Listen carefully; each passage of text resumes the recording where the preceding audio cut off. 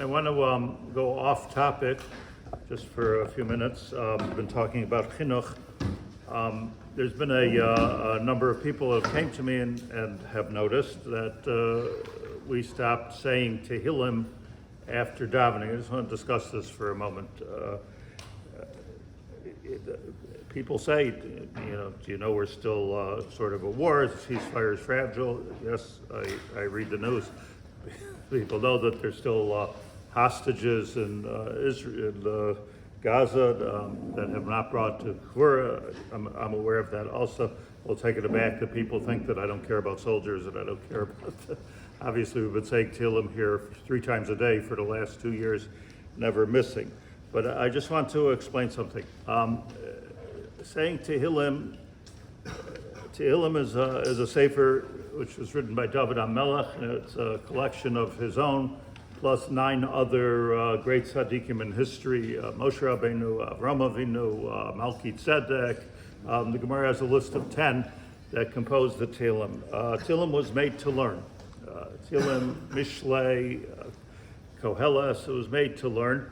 And we don't find the idea of, just historically, the idea of saying Tehillim, reciting Tehillim without understanding it at all, until I looked into it, until about the time of the Rambam, the 12th century, 11th century.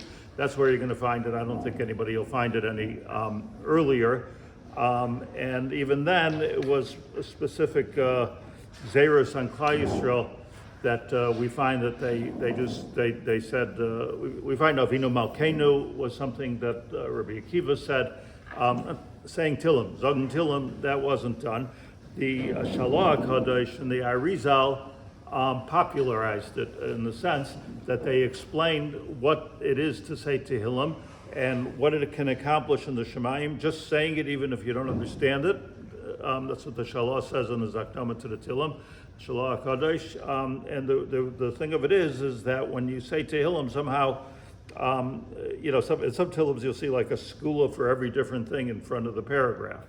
Okay, that's an art to know the skula, but also Tehillim B'tzibur or Tehillim B'yachid, that opens up the Sharei Rachamim. That's what the Arizal tells us, that there's a lot of different gates in the Shemayim, and particularly the Sharei Rachamim is opened up by the Sefer Tehillim. I don't know the Kabbalah of why it's open with the Sefer Tehillim and not with the Sefer Mishlei, but it's open with the Sefer Tehillim. That's what the Arizal says, and we trust him on that 100%. Hence, it's become a minhag to say Tehillim b'yachid or b'rabim.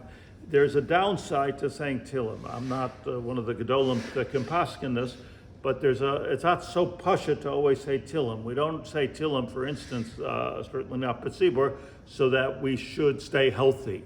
It's not the Tehillim. In the reason you don't open up the Sharei Rachamim for nothing, because opening up the Sharei Rachamim, the Arizal explains, when you're opening up Rachamim, you're opening up din. We're implying that there's a din. Just take a moment to absorb this. There's chesed and there's din, right? So chesed is one thing that Hashem does with us all the time, Baruch Hashem. And then there's din when he goes with Midas Hadin, Breishis Bara Elokim, that's the Midas Hadin, we want to stay away from it. Rachamim is mercy. So what that is, yeah, God, we might be guilty, but have rachamim on us. Even in a lahavdil in a court of law, one asks mercy after the guilty verdict. Asks for mercy, not before the guilty verdict. Because if you ask for mercy, so that implies guilt. It's not the right strategy to ask for mercy. And so too, when it comes to Tehillim, we say there's specific cases where we say Tehillim B'tzibur. There are people that have a skula to say Tehillim all the time, and that's what they did. Those are beautiful, beautiful Jews that do that. But I'm talking about Tehillim B'tzibur, taking the tzibur and opening up, asking Hashem for rachamim. It's when there is a chayla lefanenu, actually a person who's a chayla mesukon, and we're saying Tehillim for him. In our case, last 2 years, there were hostages lefanenu that needed the same thing. Like it was also a pikuach nefesh situation, just like a chayla, and we said Tehillim.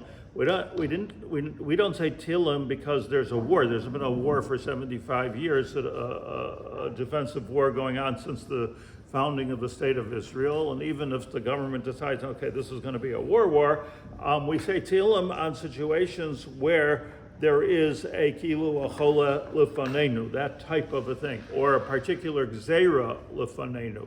So the idea is when we've already been, this gzeira has been put on us, so now we try to open up the Shemaim, say Hashem, have rachamim rachim aleinu, and that's what the Tehillim does, not to ask for rachamim when we should be asking for chesed. So this is very sophisticated things which should be left to Gedolei Hador only, and just for people to say, yeah, but we're still this, we're still that, this is not about a way of showing one's personal concern. Tzedakah, you can say Tehillim all you want by yourself. We should daven, make a mishaberach. That's what we do for Chayalim. Every Shabbos we make a mishaberach for Chayalim. We're pro over here, but the idea of saying Tehillim Barabim is not just an emotional response to this. And so this has to be like everything else with a seder. And done correctly and not done correctly, hopefully. Unfortunately, I decided to keep the Tehillim sheet. Who knows what's gonna transpire today, tomorrow, but Hashem should give us only Tov and Chesed all the time.